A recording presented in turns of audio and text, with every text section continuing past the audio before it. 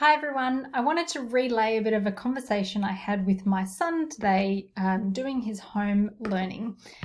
He's learning about the long A sound and he is up to looking at the split digraph for the A. So that's when we've got the A and then we've got a consonant in there and then we've got that E at the end. So we call that split digraph.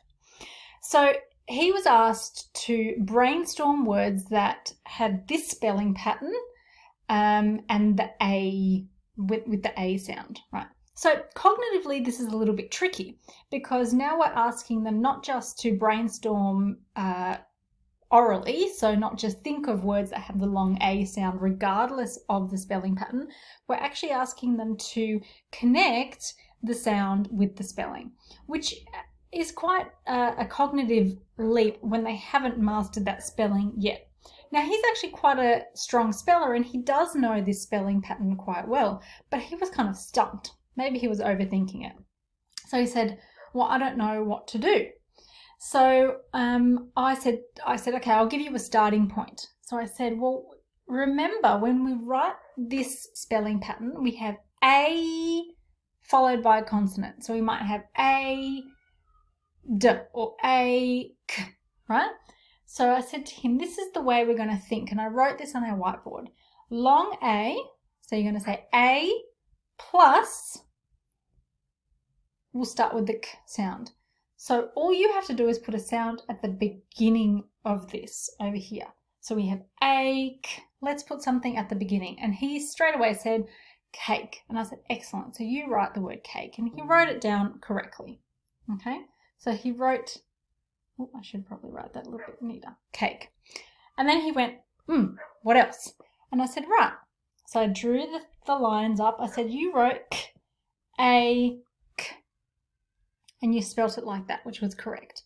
So all you're going to do now to brainstorm more words, you're going to keep the A, k, and you're going to keep changing what's in front of that A, k sound. Now, of course, he didn't just come up with take and rake. He straight away went to adding two sounds and he actually wrote break. Well, he said to me, break, and I said, stop. Correct. However, which brake are you talking about? And he said, well, it's the brake like on a car or on a bike. It makes you stop. I said, very good, because there's another brake. How do you spell the other brake? And I ask him this question because I know that he knows it. I wouldn't ask a child who hasn't mastered that spelling pattern yet. So we talked about the fact that there's break as in like this when you ruin something, and we have break, which is what he wrote, which was the split digraph break. So this is quite a tricky one, which I then went and researched, and I actually have a bit of a story about why this is, which I might make it for a homophones video, and it's actually pretty interesting. So after he wrote break down on his piece of paper, then he got stuck again. And I was like, oh my goodness, I'm trying to do my work and he's finding this brainstorm so challenging. So I said to him, now I could have taken him back to what we just did and said, well, remember, ache, what can you put in the front? But I wanted to use this word break to lead him to the next word. So what I said to him was, well, you've got break. Can you get rid of the And he thought about it for a second. And this is an example of an advanced phonemic awareness skill because he now had to hold break, delete the and what was left was bake. So from using that questioning, even though I know he's actually got quite good phonemic awareness, I always like to, he's only in year 2, I want to keep practicing that skill. So I integrate that into my guided questioning. So he came up with bake. And then he started to go on to take and rake. Actually, I think he kind of said, oh my goodness, I can't believe I didn't even write the word take. So the way I then kept guiding him was I said, okay, same idea. So we're going to write long A plus, why don't we try some D words? It's very important, like with the word break, to stop them and make them think about those homophone words. So one of the words that came up was the word maid. And I said, yep, but which one? Because we have different types of maids. Now, some children may never have heard of this maid, so it would be important to then introduce them to this idea that a maid is someone who might help you out in your house.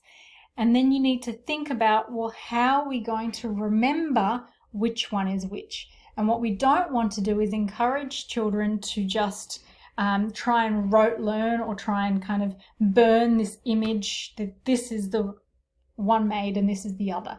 We want the spelling to help them understand. So maid is past tense of make. So if we can spell make, we can spell maid. Okay? Maid is someone who might aid you, might help you in your house. So that is how we can remember that the maid is spelled this way. There may be an etymological story behind it, but for children, this is probably going to be quite helpful. And you can see that we're expanding vocabulary because they may not know the word aid, so we're going to teach them that as well and use that when we're talking. So a simple spelling activity like brainstorming a few words has turned into a guided scaffolded activity where we got to practice some advanced phonemic awareness skills.